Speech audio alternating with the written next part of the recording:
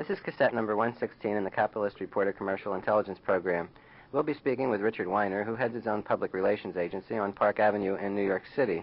Mr. Weiner, who has practiced successful public relations for more than 20 years, is the author of The Professional's Guide to Public Relations Services, published by Prentice Hall, which is considered the most authoritative book of its kind in the field. Mr. Weiner, there have always been a great deal of confusion about the terms publicity, public information, advertising, and public relations. Just what is public relations? All of the terms that you just used, as well as advertising, are forms of communication. We live in what has been called an era of communications in which consumers and other recipients of information are bombarded with a variety of communications. And probably the most effective form of communications still is an in-person conversation between two people, and so I suppose that this cassette is the closest mass-produced form of communication which is almost similar to that of personal communication.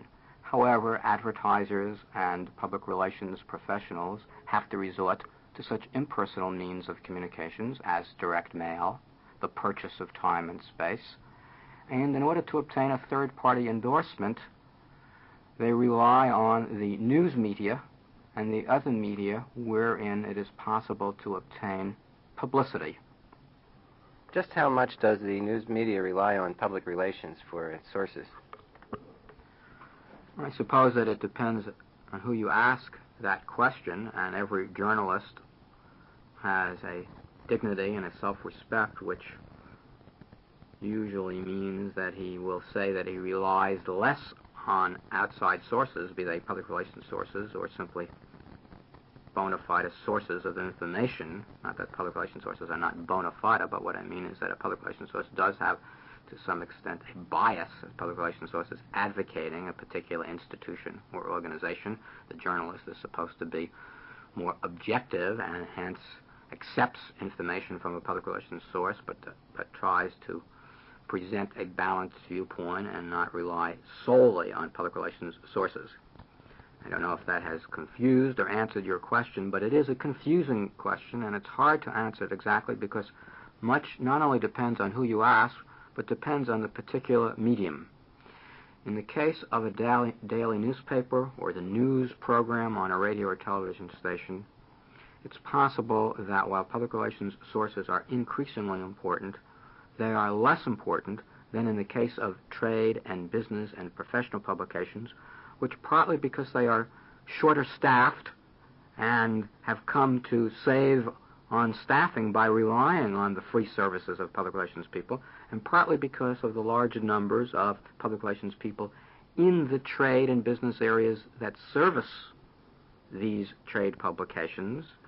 There is a larger cooperative area between trade publications and commercial public relations people, just as there is a larger cooperative area between educational publications, government publications, and the public relations people in these particular fields. Finally, we come to what is one of the most interesting areas of the media, and that are the interview programs on radio and television. And it is surprising to learn that here they rely, perhaps to the greatest degree, on public relations sources. Listen carefully tonight to the Johnny Carson Show, the David Frost Show, the Dick Cavett Show. Listen carefully tomorrow morning to the Today Show and the multitude of other network and local interview programs. And if you listen carefully, you'll be able to catch the plug. What I mean by the plug is very frequently the guest on these programs is saying something interesting. He's a bona fide guest to that extent that he is not just there to promote the particular play, movie, book that he is associated with, but indeed that frequently is the reason that he is there, and the reason that he's there at that particular time, namely that the book has just been published or the movie is about to appear on screens throughout the country. And the person who arranged for him to be there, be he a celebrity or a person who is not a celebrity but is also promoting a particular cause or organization or other what we call publicity vehicle, the person who made that suggestion usually is a public relations professional, and sometimes, I must confess, a public relations amateur. Amateurs in the public relations field often can succeed not only where public relations professionals fear to tread, but can succeed because this is not a precise science, and the suggestion sometimes is better accepted, in fact, when it comes from, if not an amateur, then a semi-professional, a person who is working for his own little business, a reader of the Capitalist Reporter who is trying to get some so-called free publicity. Nothing is totally free in this area of communications and promotion, but sometimes this person can do as well or better than a more expensive, more trained, and perhaps not as persistent public relations professional. How can an amateur get started doing his own public relations? Are there courses he can take?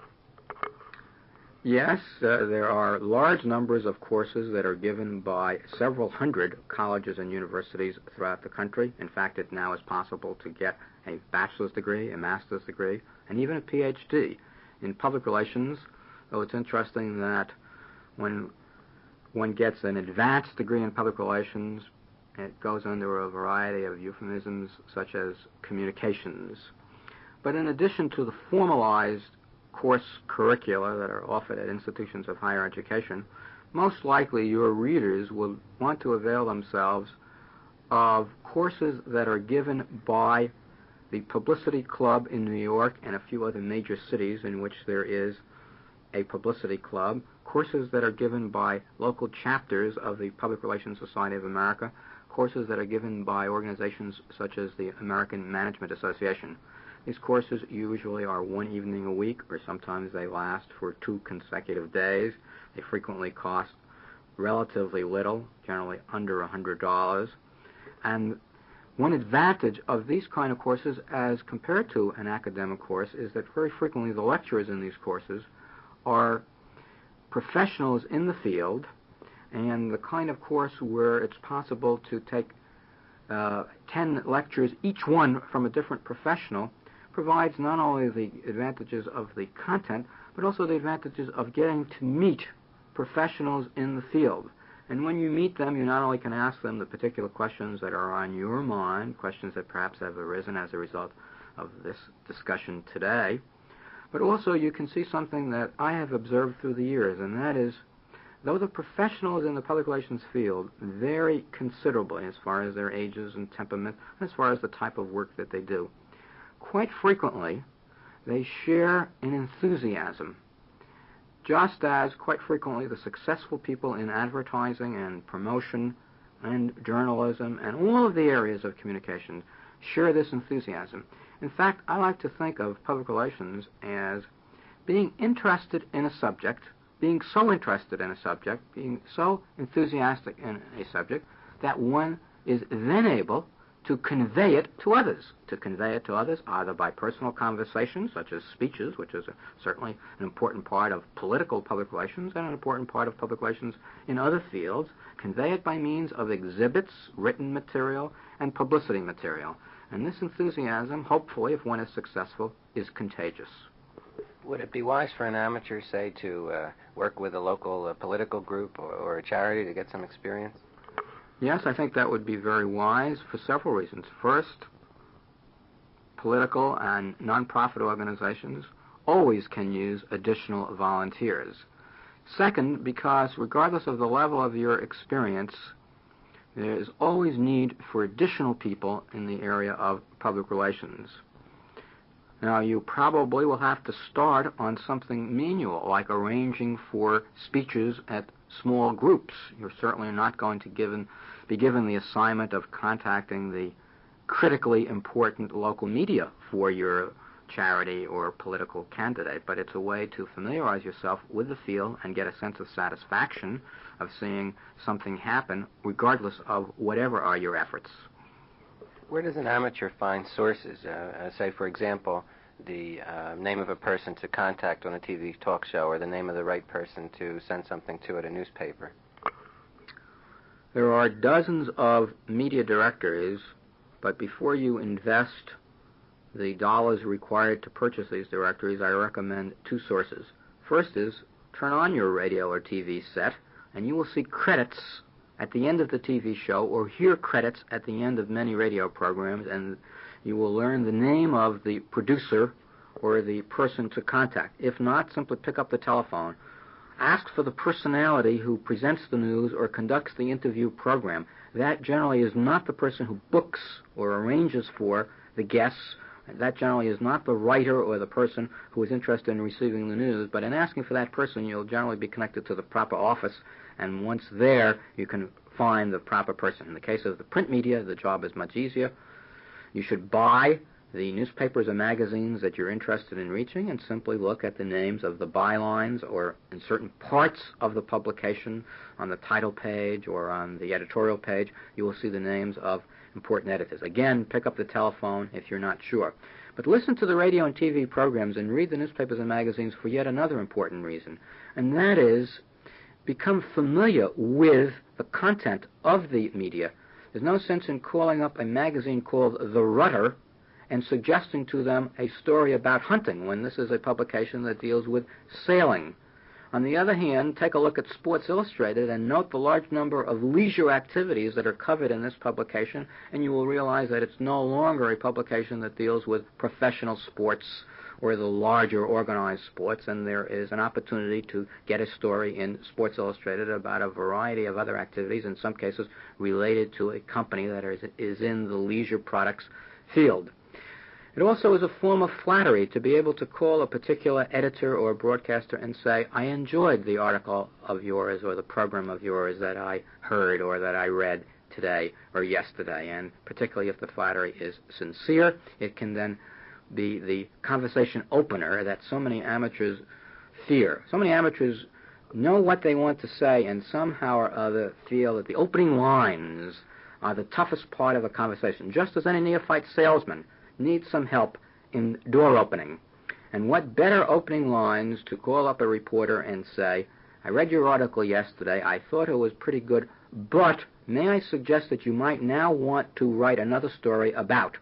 However, don't feel that if you read a story about a competitor or a competing organization that you're entitled to equal time or equal space. And in fact, most times when you call up and say, how come so-and-so got an article and now you must or should or could do an article about me, most times the answer to that is, well, we already covered that subject. We have to wait a while before returning to it. But whatever is the conversation opener, certainly it should be based on your knowledge of the medium that you're talking to, even if it isn't based on a personal knowledge of the particular person that you're talking to. Now, once you're beyond the stage of becoming familiar with the media, you certainly will want to progress to the use of media directories because there are 1,800 daily newspapers in the United States, and very few people are familiar with all of them, and it would not be worthwhile to purchase all of them. And yet, from time to time, you may want to make, particularly if you're working for a regional or national organization, you may want to make a mailing to the major daily newspapers and possibly even from time to time to larger numbers of newspapers and not just the major newspapers. For that purpose, you will find in your library for free, or you may wish to purchase such directories as the N.W. Ayer, A-Y-E-R, Directory of Publications. It costs $40, which seems like a lot of money to pay for a single book, but it's well worthwhile because this particular directory, and of course I have no connection with it, but I'm happy to recommend it, this particular directory has in it the names, addresses, and information about every daily newspaper in the United States, every weekly newspaper in the United States, and several thousand trade, business, and consumer publications, newsletters, college, fraternal, even the more than 100 Anglo-Jewish publications, and even the several hundred foreign language and special interest publications in the United States. In addition to this single most important roundup print media directory, there are, of course, a variety of directories in the broadcast field. You've written a book called The Professional's Guide to Public Relations Services. Could you tell us about your book and how somebody might go about obtaining that? Well, now I've gotten some free publicity, and I thank you.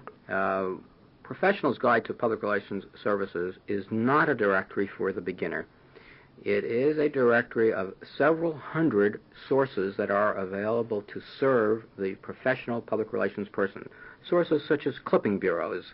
Most times the beginner neither has the need or the budget to subscribe to a clipping bureau. A clipping bureau reads several thousand publications and sends its subscribers the clippings that mention the name of the subscriber or whatever else is the reason that you're subscribing to a clipping bureau. Sometimes you may subscribe not just for names of mentions of your company or organization, but for names or mentions of competing companies or organizations. But a clipping bureau costs $50 a month plus about 25 cents a clipping. The prices vary depending on the bureau.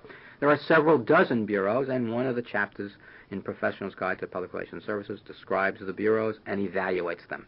Similarly, there are other chapters on broadcast monitoring services, companies that are available to provide celebrities for endorsement purposes, companies that are available to distribute matted material, printed materials, photographic materials, and other materials for mass mailings. However, for those of your listeners who are interested in this directory, it is published by Prentice Hall, and it sells for $25. And if they would like to obtain the directory through Capitalist Reporter, possibly your publication would like to make it available to them. In addition to Professional's Guide to Public Relations Services, which is a unique book, there are many other books that your listeners might want to avail themselves of, and every local library has a number of public relations textbooks. These books describe the public relations field and supplement the media directories.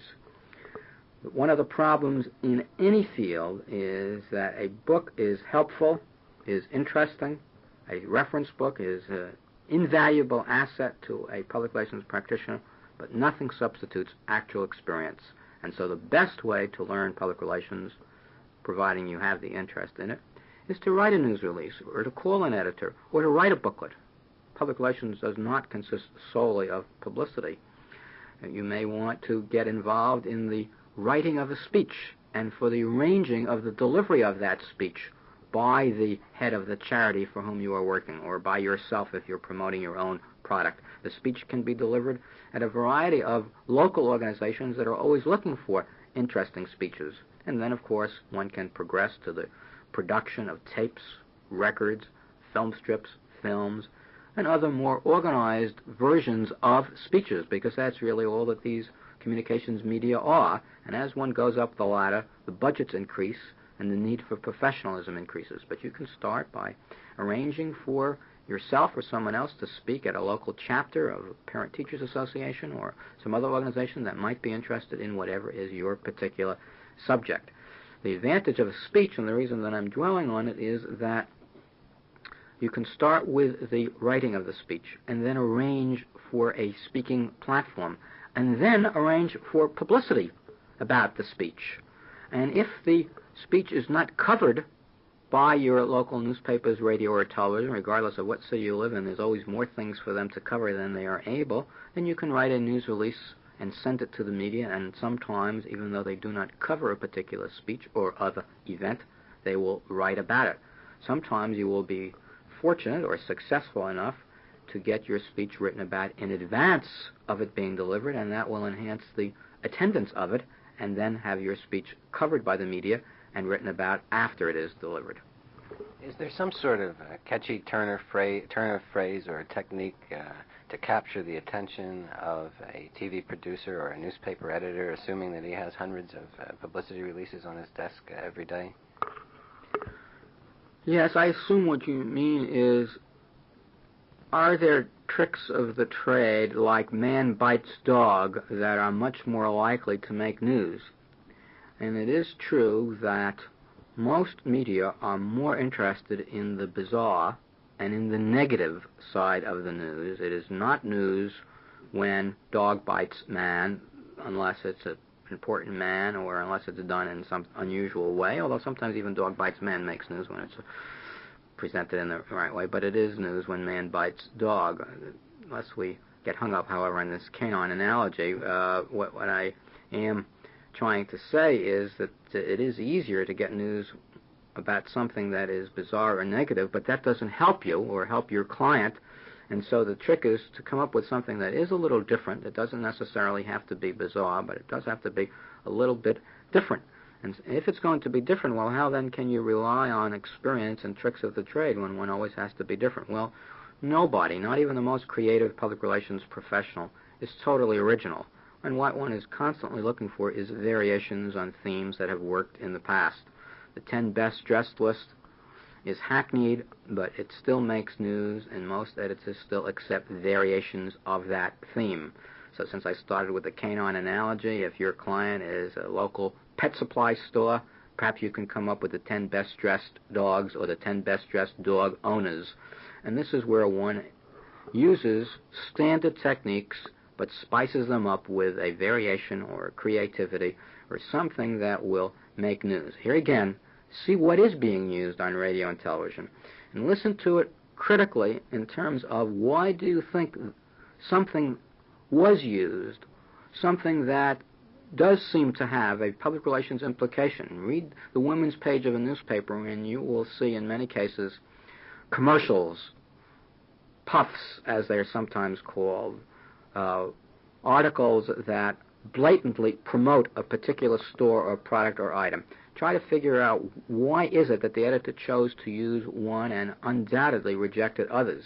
It may not always be possible to make that analysis, and there's nothing more disheartening for a public relations person, be he amateur, semi-professional, or professional, to send in something that you think is genuinely good, genuinely of interest, and have it not used, and then pick up the paper and see something that you feel is an outrageous puff, or to see something about the population 47 years ago in Afghanistan, something that is frequently called filler material, to see it in such important publications that obviously could have just as well used 1,001 other items. Why did they choose to use this kind of filler material? It's hard always to arrive at answers that are satisfactory, and it rarely can be answered on the basis of they used it because the public relations contact in one case was better than another. It rarely is satisfactory to say they used it because of the power of the advertiser, and in many cases it simply isn't possible to come up with answers other than try again. And if at first you don't succeed, keep trying and you will succeed. And a lot depends on timing. You may come up with a magnificent article or suggestion for a publication, but simply send it in at the wrong time. Give some thought to this. And here again, of course, you can learn a lot from courses. Of course, you can learn a lot from books. But just use your common sense. It is obvious that if you send something to a daily newspaper on a Saturday, even though they do publish a Sunday edition, it is obvious to you when you read the Sunday paper that much of that Sunday paper is prepared well before Saturday, that much of that Sunday paper is provided by supplements that the newspaper purchases or by other outside sources, and that Sunday paper very frequently uses a minimum of material that is provided to it on Saturday. It is obvious to you also that TV news programs that run for 1 hour Monday through Friday very often are only a half an hour on Saturday and Sunday, or are not on at all. And so be wary of presenting anything, be it to radio, television, or daily newspapers, on weekends. The earlier in the week, the better, is a good rule of thumb. This brings up the subject of the scheduling of events. When should you hold a news conference? Well, rule number one is don't hold it at all, unless you really think you've got a good story to tell, because it's tough enough to crack the barrier of getting into the papers by means of mail and phone. It's even harder to crack the barrier in terms of asking a publication to send a reporter or a camera crew to cover your event. But if you still feel you've got a genuinely news-making event, the groundbreaking of a new building of your local hospital, or a speech being given that involves something interesting, be it content or the speaker, try to schedule the event early in the day rather than in the late afternoon or evening. Now, sometimes you can't control it. It's a dinner event, and that's when the speech is being given. But even there, think about the difficulty of a morning newspaper covering a late-night event, or a early evening or even a late-night TV show covering a dinner event, and you can circumvent that problem by providing an advance text of the remarks of the speaker earlier in the day, so that even if they don't cover the event, they can still cover the content. Or better still, arrange for the speaker to meet with the press or the news media earlier in the day, Many times you will see a speaker allegedly giving a speech at a dinner event when in actuality it was filmed or the interview took place earlier in the day. This is not deceptive news. It's, however, a recognition of the scheduling problems of the media. And these are things that, again, I say, you can learn from courses, you can learn from cassettes, you can learn from books, but study the media. It's the cheapest, it's the most comfortable, it's the most entertaining way to do it, and it also is the most instructive. In studying the media, however, study them with an eye toward how can I succeed, even though the odds are against me, are against everybody in the public relations field, because regardless of the city in which you are working, there are hundreds of public relations people competing for an extremely limited amount of time and space. And that's why the clever public relations person looks for opportunities outside of the obvious, looks for opportunities outside of the newspapers and the radio and TV stations in his immediate area. Think about trade and business publications, which often are avidly read and often produce extremely significant results and often are much more interested in public relations sources. Think about the fact that wherever you live, chances are there are stringers, correspondents, or even fully staffed bureaus of national and regional broadcasting networks, newspapers, and magazines. In several hundred cities throughout the United States, there are bureaus of the Associated Press, United Press, and other major news organizations. And in many cases, it's possible for you to obtain publicity in a national or regional publication that is not headquartered in your city, but has a stringer, correspondent, or bureau located in your city. In many cases, the grass is greener, and it's possible that you will impress people in your area more with an article from a publication that is not published in your area. Is there a source, Mr. Weiner, for locating the various news bureaus around the country? Yes, and I'm again pleased to note that it is available free, namely your local telephone book. Look under newspapers or publications in the yellow pages of your local telephone book, and in many cases you will see the names of the wire services, Associated Press and United Press, Reuters, and the other large news gathering services, as well as the networks. You also will in many cases see that such major newspapers as the Los Angeles Times, Washington Post, Chicago Tribune, and New York Times have bureaus in cities throughout the country, as do Time, Newsweek, and a multitude of other publications. In addition to your local telephone directory, there is a directory. I happen to have some degree of familiarity with it since I wrote it. It's called News Bureaus in the U.S., which lists several hundred news bureaus. This book is $20 and may be a worthwhile investment for people that are practicing public relations on a regular basis. If not, check with your local library, and they may have a copy or may order a copy for you, because I think that the neophyte public relations person should not stock up with lots of directories. Of course, I would like it if he bought my books, but I think that the most important thing that the neophyte public relations person should do is make the attempt. Sometimes books, reference books, media directories serve as crutches, and that's both good and bad.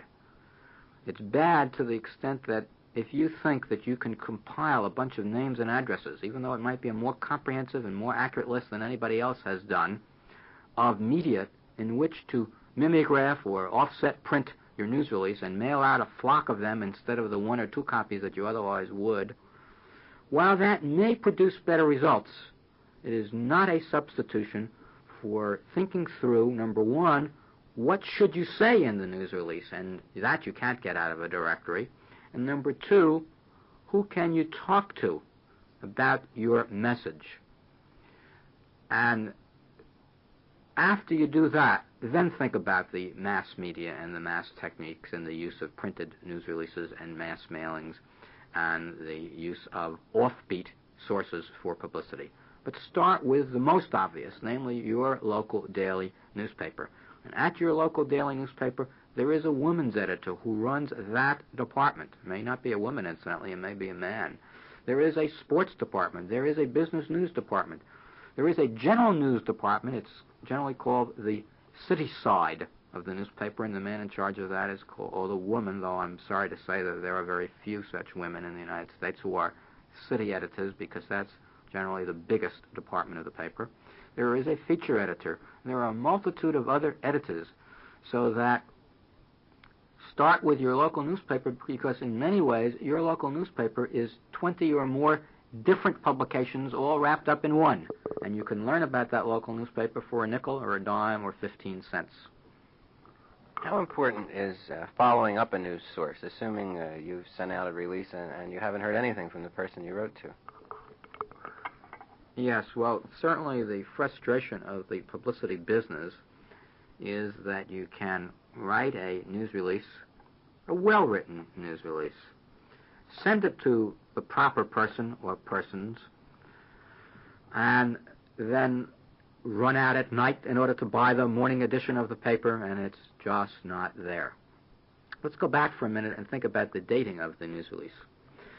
And that is that if you mail out a news release on April 1st, there is something called a release date, namely the earliest that the recipient of that release can use it. Because if you are mailing it to a variety and a multitude of recipients, you want to give them all a fair and equal crack at it. And so the usual procedure is to mail it on April 1st, but date the release date April 3rd, because if you mail it on April 1st, the earliest that they can receive it is April 2nd, and the earliest that anyone can use it is April 3rd, and assuming that you are getting overnight delivery, that would therefore be the earliest release date to put on a release that is being mailed, namely 2 days after it is mailed out. So don't start looking for your news release until 2 days after the day on which it is mailed. It may be used the following day, or it may not be used at all. All of this by way of answer to your question about should one follow up and when should one follow up. It's embarrassing to call an editor, broadcaster, or other person who was on your mailing list and say, "Did you get my news release? And if you got it, why didn't you use it?" Although I must say that many public relations people call up, and however way they word those two questions, that's what it comes down to. It's not only embarrassing, but it's annoying to the news media, who have lots better things to do than to say, "Yes, I got it, and I chose not to use it," which is their usual procedure. Most news releases end up in the wastepaper basket. You can imagine that a publication like the New York Times discards several thousand news releases every week, even though the publication does use some news releases as the basis for articles in the business and other sections of the New York Times. But most news releases are discarded. Sometimes, however, you will have some added news to impart in your follow-up call, so the call not only is not embarrassing but can lead to something. Sometimes, indeed, you will trigger a response from an editor or a broadcaster who will say, "Yes, I got your news release. No, I haven't used it. Tell me more about it." And, of course, that is the purpose of such a phone call. Be prepared, however, to tell more about it. What I mean by that is you should know the story of the news release. And I'm sorry to tell you that some public relations people send out news releases, but they really don't know what the subject is, particularly if they are representing an organization, but really are not immersed in the affairs of the organization. And so be prepared, if you are going to make this kind of personal follow-up, that you must be able to answer questions, even though you may not be the spokesman for the organization. But the public relations professional has to be prepared to be the unofficial, the informal spokesman, certainly the official advocate of the organization for whom he is disseminating information. And while it is embarrassing to make that phone call and become a pest and say, "Did you use my material?" it is not damaging. What is damaging is to make that phone call and be asked a question and either answer it inaccurately or not be able to answer it at all. And so rule number one in the public relations field, of course, as in any other field of salesmanship, is know your product. Before you can sell it to somebody else, be sold on it yourself. A lot of people believe that contacts are very important in the public relations field, and that public relations men spend a lot of their time taking people out and wining them and dining them and winning their favor. How much does that hold up? Well, though I speak emphatically about various questions that you've asked me, the fact is that public relations is not a science. It is an imprecise field, and everything that I've said is an opinion. But particularly the question that you've just asked is one in which I myself have an ambivalence, and I myself have heard a variety of opinions about how important are contacts. Certainly among press agents, which is a diminishing aspect of the publicity business, contacts are alleged to be of considerable importance, and it is said that Walter Winchell and other famous columnists dealt only with those favored press agents who could count on Walter Winchell as being among their contacts. For most public relations people, you can't rely only on your contacts because there simply are too many media, and the people at these media are constantly changing. And so the contact becomes of lesser importance as compared to the content, and as compared to the timing and the other knowledge of the techniques of the public relations field. Those people who think that the professional public relations person spends each day with several martinis with his press and media contacts, and at the end of the several martinis says, "Here, print this for me, old buddy," have a distorted concept of public relations based perhaps on old-fashioned movies and based perhaps on the way it once was in some small area of the public relations field, namely the theatrical and show business field. And here again, I'm not even sure how important are the contacts. But certainly for the public relations professional who is working for a nonprofit organization or who is working for a commercial organization in cities throughout the country, the contact is of some importance. On the other hand, a truism in business in general is that it's harder to do business with friends and relatives than strangers. And so sometimes a contact is an encumbrance, in that if you are close to a member of the press, you're sometimes reluctant to try to, quote, sell, unquote, them a story. And what I mean by putting quotes around the word sell is that the public relations person generally, though not always, is offering the article, story, interview free.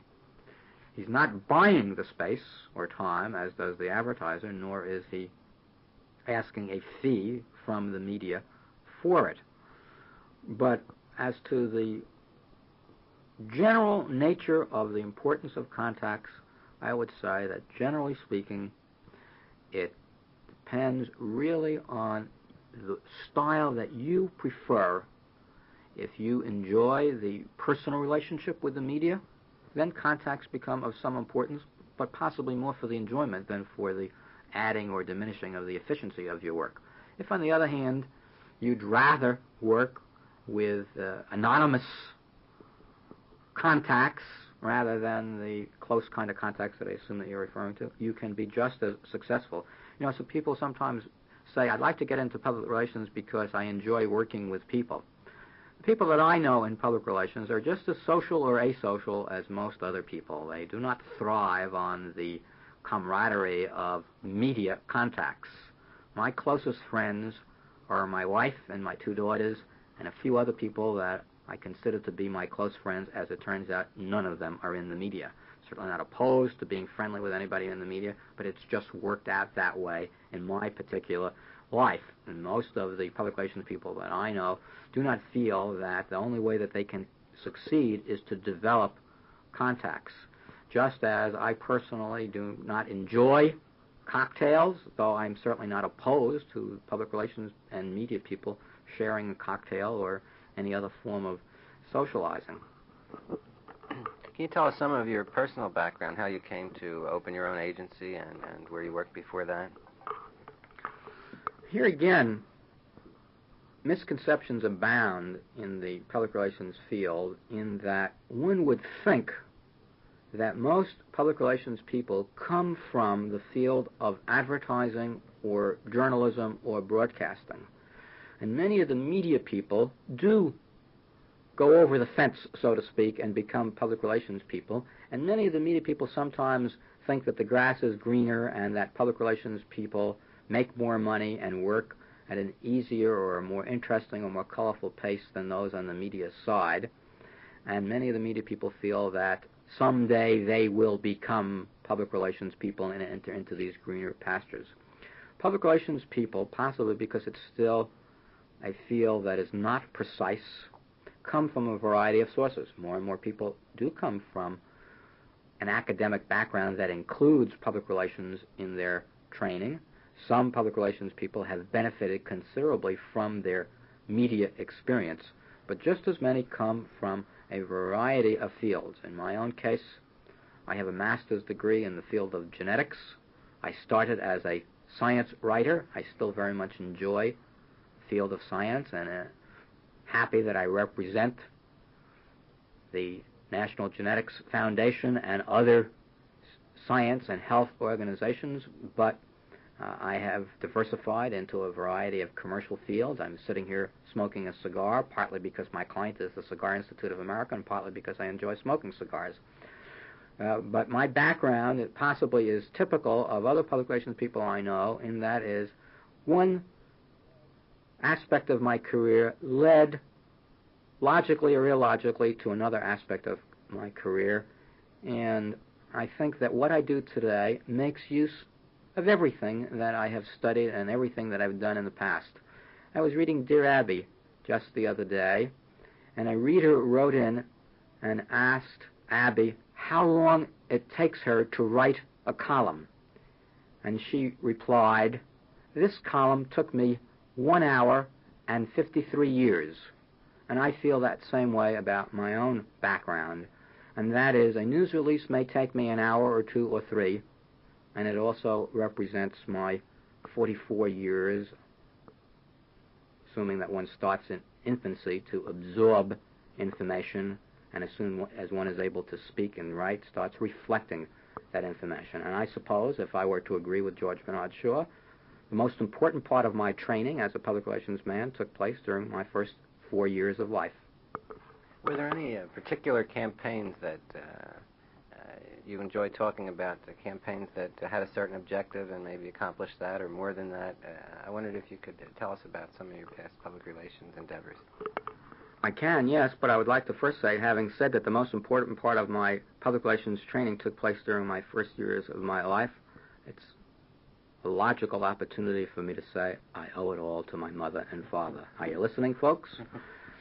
But seriously, I think perhaps the most exciting thing about the public relations field is that each day brings new excitement, new rewards, and the thing that keeps me interested in the field is that, of course, I could look back and say, and then I wrote, and then I did, and I suppose when I held a news conference in which the principal speakers were President and Mrs. Kennedy, it was one of the highlights of my public relations career, and it was an exciting moment that I will always treasure, and much of what I do, as what anybody does in any job, is pedestrian compared to moments of glamour such as this. But everything that I do is exciting in that I am trying to do my best. I am giving of myself in my job to my clients. They may not always appreciate it. In fact, nor do I always feel that my best is worthwhile. But I would say that the most rewarding thing in the public relations field is that it is a personal service. I am giving of myself.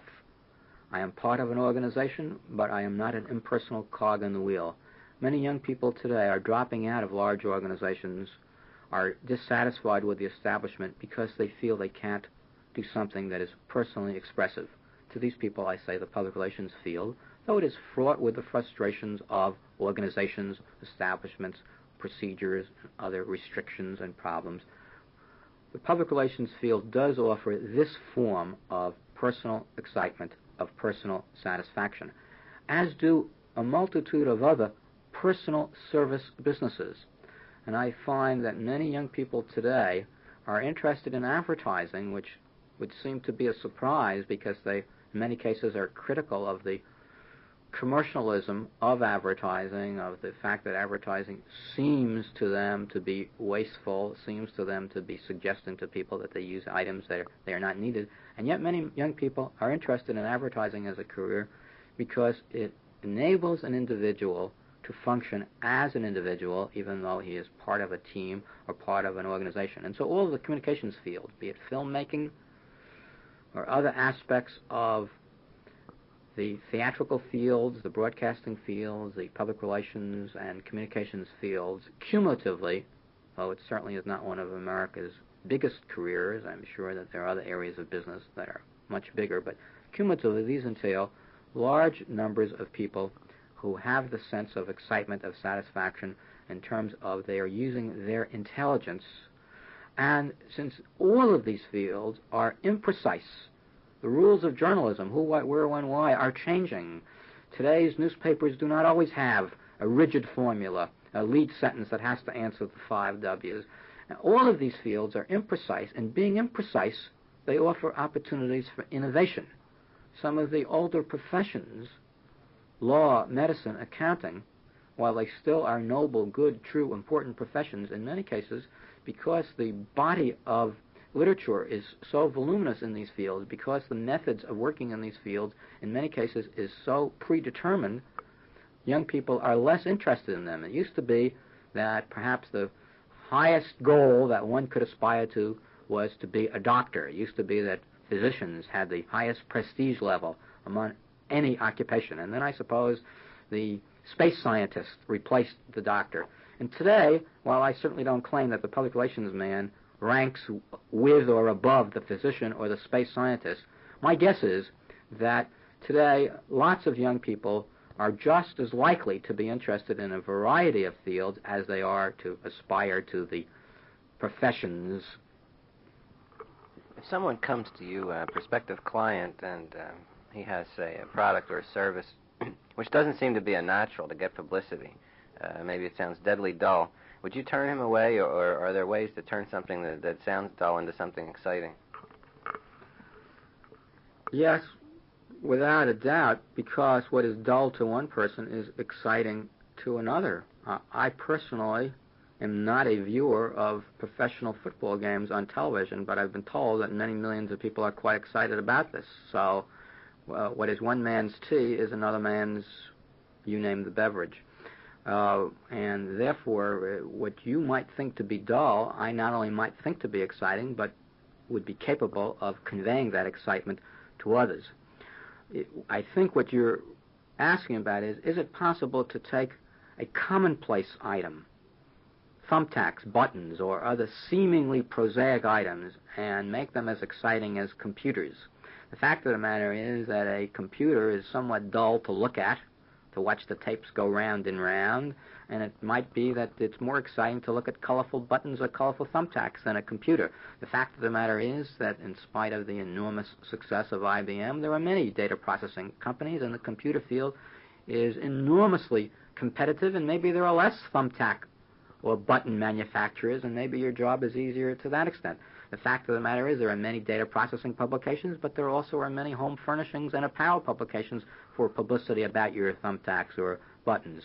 And so until you get into it, until you start analyzing what's the romance of thumbtacks, what are new uses for thumbtacks? Can they be used in a decorative manner, as indeed they can? Until you start thinking about tips in the use of thumbtacks, because earlier we talked about what are some standard techniques for getting publicity, and I said a 10 best dressed list. Well, another standard technique is a tip kind of story, an advice kind of story.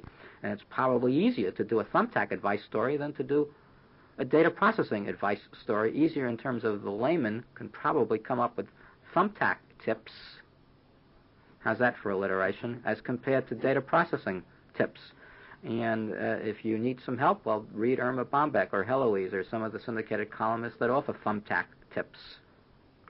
You're located here in New York, and perhaps someone listening in Kansas, for example, might think, well, all the national media's in New York. The only place I could ever really get into the public relations business would be New York City.